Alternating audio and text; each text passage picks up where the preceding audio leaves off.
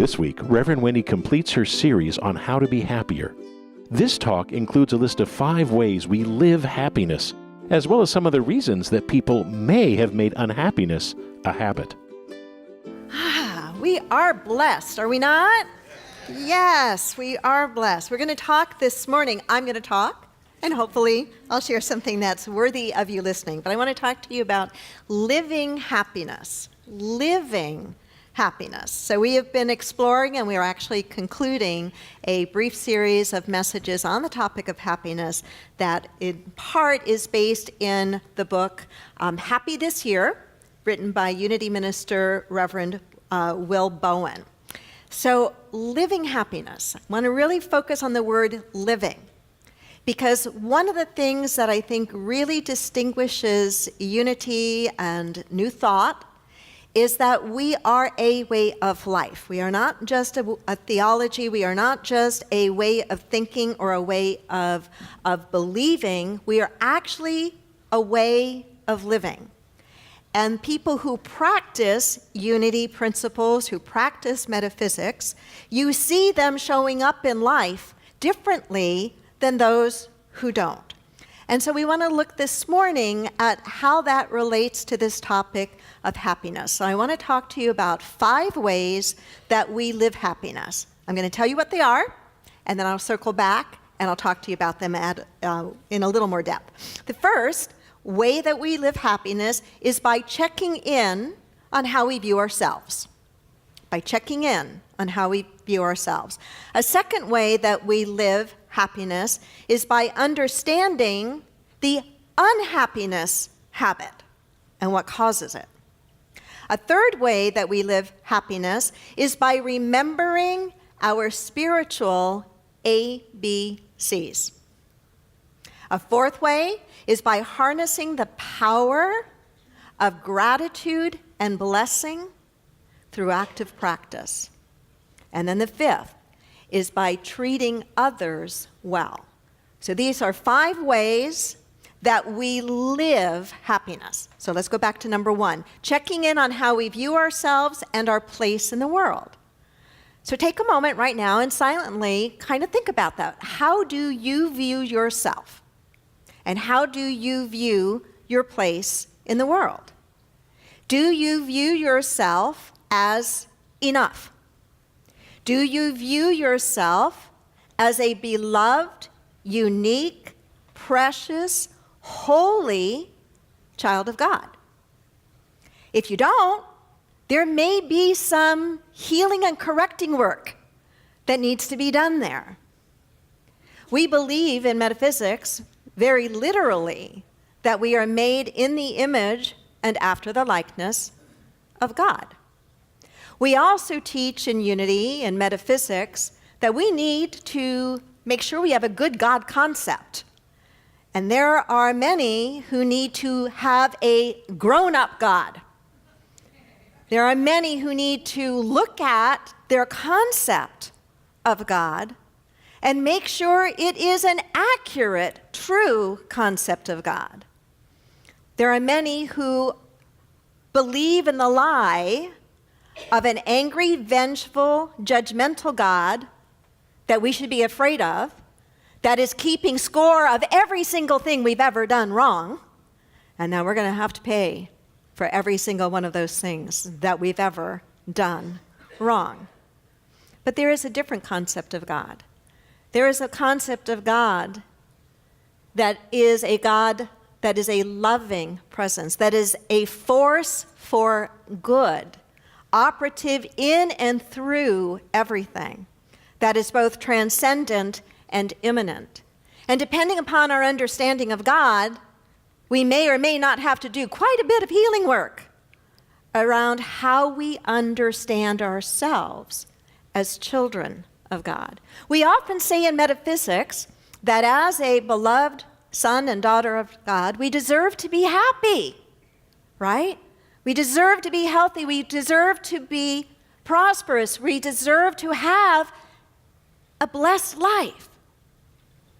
And I want to be very candid with you about that. I noticed for myself some time ago that intellectually, I agree with that.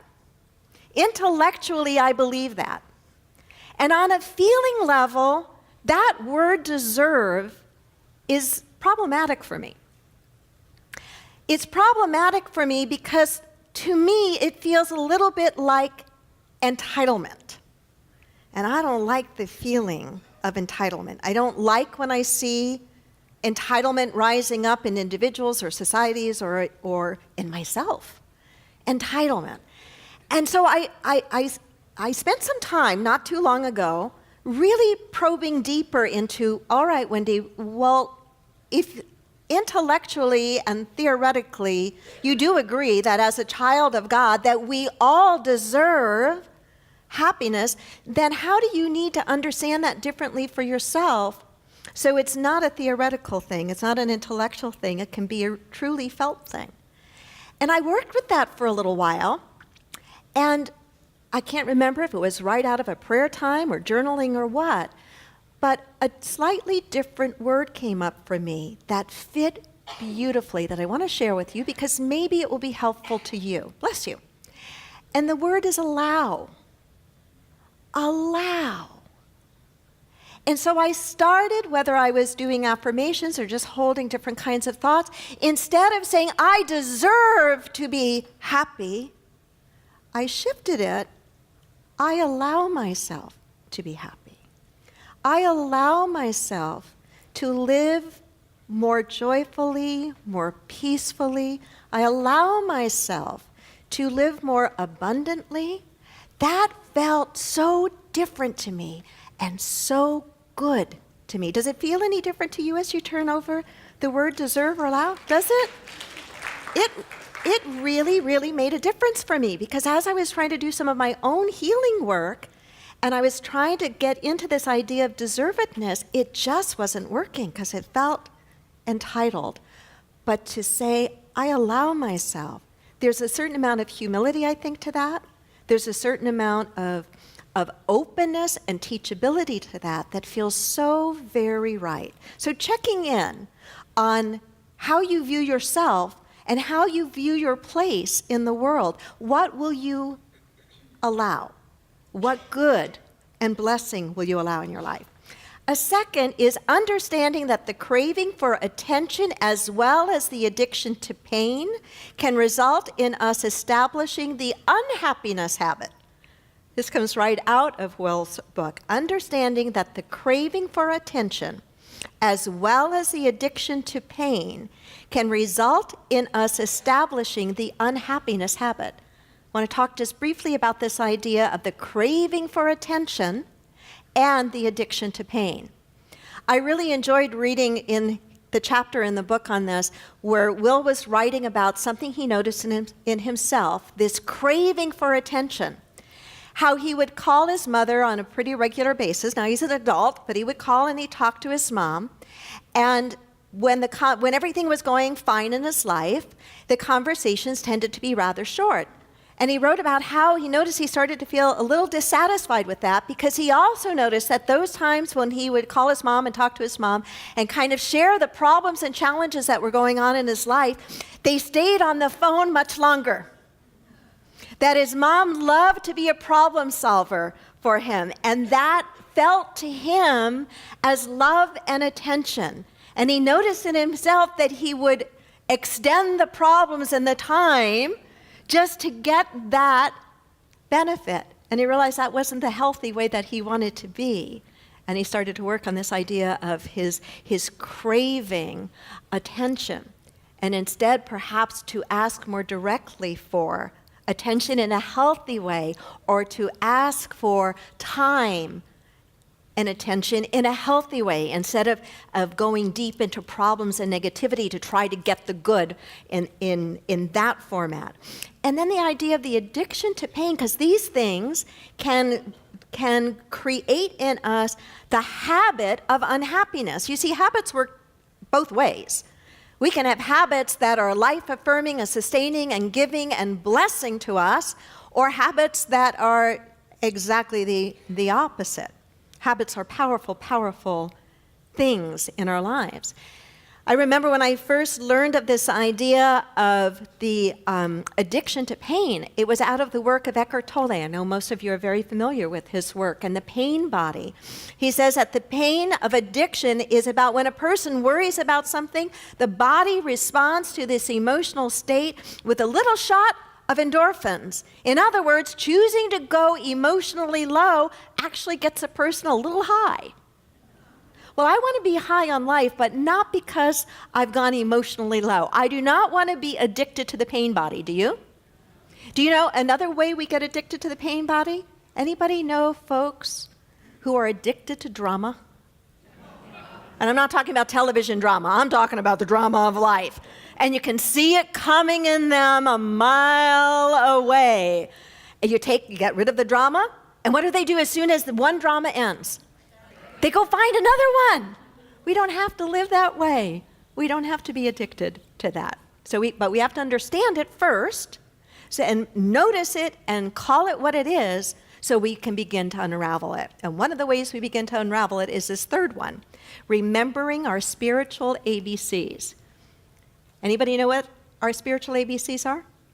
Some of you might. If you read my daily Just for Today messages, I think I did a little thought for the day about spiritual ABCs this past week.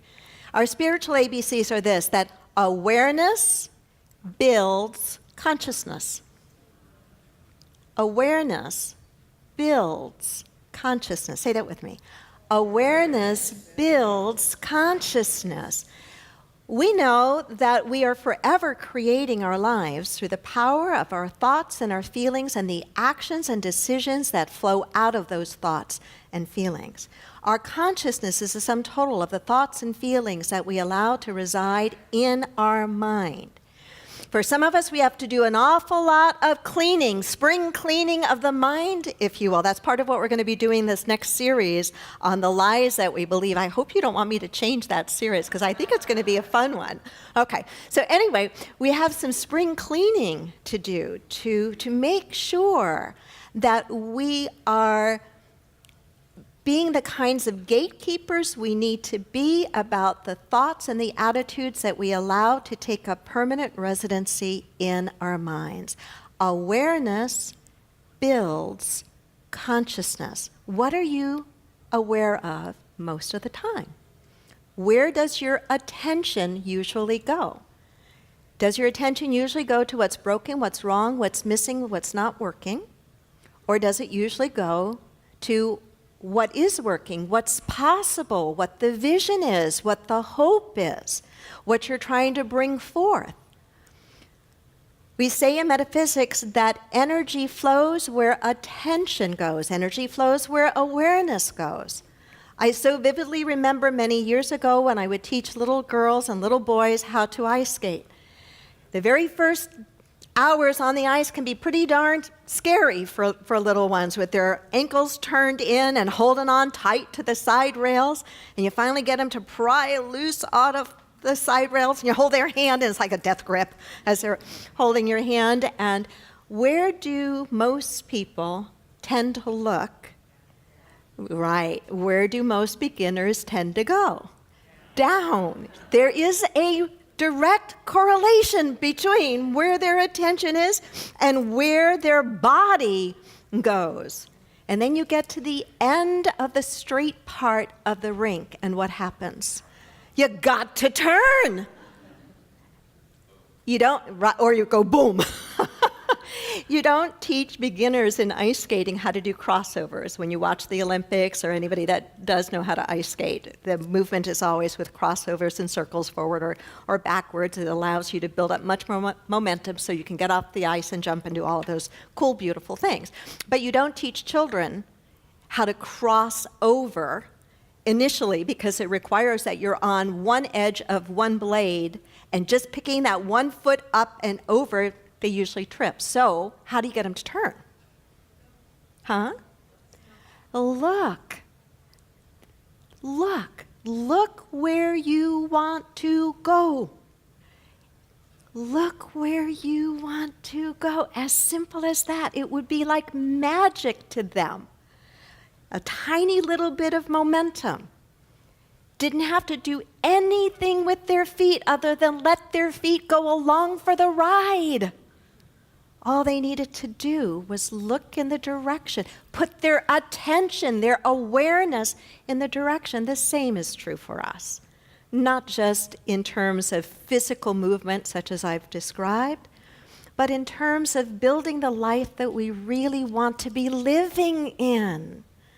It happens thought by thought, awareness by awareness. And sometimes in the beginning, as we start to really be committed to this practice, we notice how often we're completely missing the mark, right?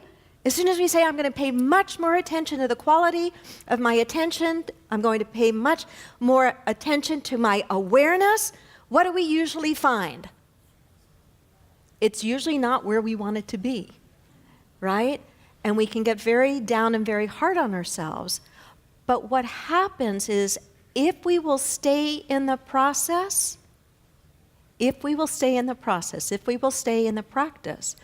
over time, we will begin to shift. And over time, we will begin to notice that we are keeping our attention more along the lines of what we really want to be building, manifesting in our lives. Fourth is harnessing the power of gratitude and blessing through practice. Harnessing the power of gratitude and blessing through practice. Say that with me. Harnessing the power of gratitude and blessing through practice.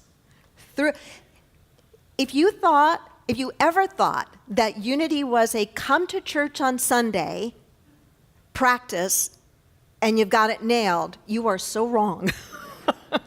It is a moment by moment practice. We can harness incredible potential power through the practice of these two qualities, of gratitude and blessing. One of the ways that we can kind of practice gratitude that's a little different than the approach we usually take is to back into it. And to back into it by noticing the things we tend to take for granted. There is so much that is working well in our individual lives.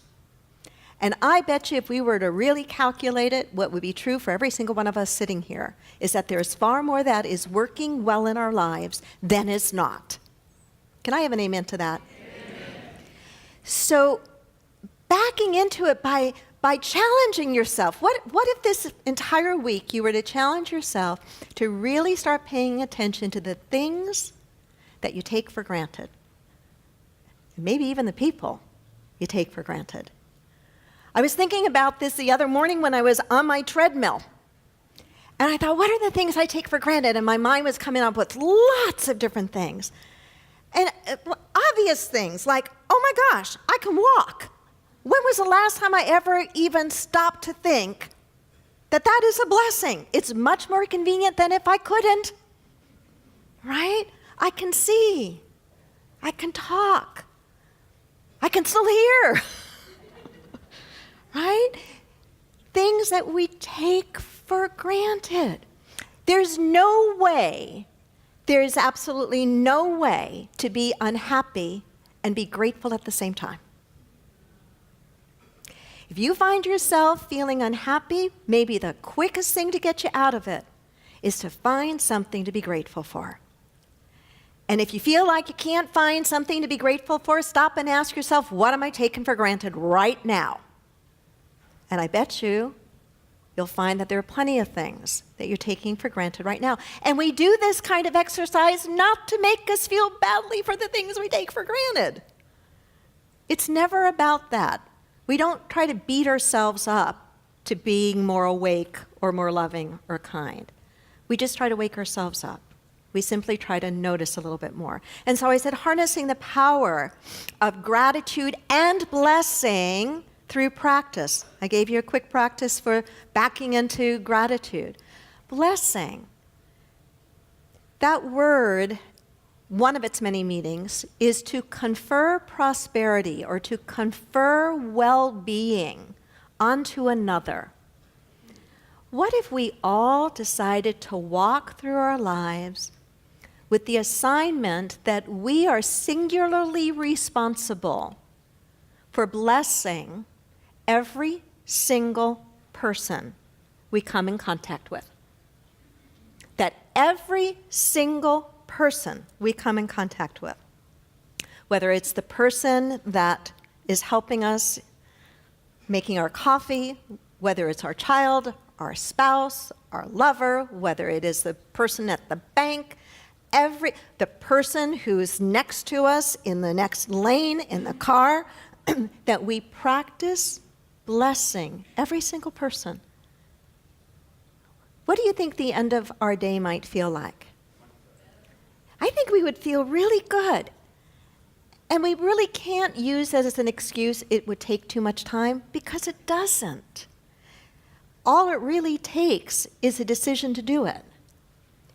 To drop our awareness into the area of our heart for just a moment when we come across the path of another person, and just hold that feeling of, I wish you well. I bless you. I may never see you again. I may never know your story. I may never know what brings you joy or what's breaking your heart right now. But as one spiritual human being to another, I just silently am taking a moment to connect in my heart and to bless you. Even if it didn't change anybody else's day, it would definitely change ours. We would walk through that day very differently, and we would put our head on the pillow at night with a very different state of being for having done that. And then last is treating others with honesty, kindness, and fairness absolutely correlates to feelings of happiness. When we are kind, when we are honest, when we are acting in integrity, we will absolutely feel happier. Plato said, "The just man is happy and the unjust man is miserable." I think there's a reason that we have a conscience. I think there's a reason that there's a little something inside of us that registers when we've done something unfair or unjust or unkind. I personally am grateful that there's that inside of me. I want to be kept on my toes to choose the highest road in all circumstances. Share very quickly two very human, simple little examples. A few weeks ago, I was shopping at Trader Joe's. I bought my groceries, got out to my car, and realized, oh my gosh, there was an avocado in another bag and they didn't charge me for it. An avocado, before the prices went up. I thought, I don't really want to go back to the store. But I went back in the store because a little voice said, but you noticed that they didn't charge you for it. So you can't pretend that you didn't notice. You did notice. Go back in the store and pay for the avocado. And I did, and the guy just kind of looked at me like, you must be a quirky lady or something, but, he charged me for the avocado. Fast forward. Costco. Friday. Middle of the day, Carmel Mountain Ranch. Got to be the busiest, other than the Merino Costco, the busiest Costco in all of San Diego. If you ever see me in a store, you will swear that I'm a sprinter. And you will swear that I will look for the shortest, fastest line. I will probably never be in it, but I will be scanning for the shortest, fastest line. Because when I'm shopping, I am all about efficiency and getting it done so I can get on with things that are more important to me. I need to set you the context. So they ring up my order, and usually I'm pretty good at having figured, okay, what should my bill be? But I wasn't paying such close attention until I got out to my car, and I look at my bill and I go, this has got to be off by about $25. What didn't they charge me for? And I'm looking, a box of Tide laundry detergent, $25. And I'm going, I don't want to go back to Costco. And in full disclosure, I haven't yet. But I am. I figured their mistake. I don't have the time to go back right now. But the point being, I know. A friend shared with me this morning something similar that happened to him many years ago. He had bought a Mont Blanc pen, the $60 version, many years ago, so much more expensive now. And when he got home and he opened the pen, it wasn't the $60 version, it was the $500 sterling silver version. Yeah. And bless his amazing, beautiful heart. He chatted with a friend about it, and his friend said to him, well, how will you feel every time you sign your name with that $500 Mont Blanc pen? And in an instant, he realized, nope, I got to go back and tell him. Went back and told him, and they gave him the matching $60 version Mont Blanc pencil. Yeah. It doesn't always happen that way. They still charge me for the avocado. I'm still sure they're going to charge me for my box of Tide, but that's not the point, right? It's not the point. We will be happier, we are happier, when we do the things that we know are the right things to do. And it doesn't matter if others aren't doing it. Others' behavior, when it's like that, should not ever give us justification for making choices and doing things that ultimately we know are just not fair or just not right. So in closing, we've spent time over these last several weeks talking about happiness and challenging ourselves to practice happiness, just as we might practice other good habits like eating nutritious food and exercising and all of those things, that we want to practice good emotional states of being. There are rewards for that. Let me read some of them to you, taken from the National Academy of Sciences, a study that found that people who are happy live on average 35% longer than their unhappy counterparts. I was blown away by that, 35% longer.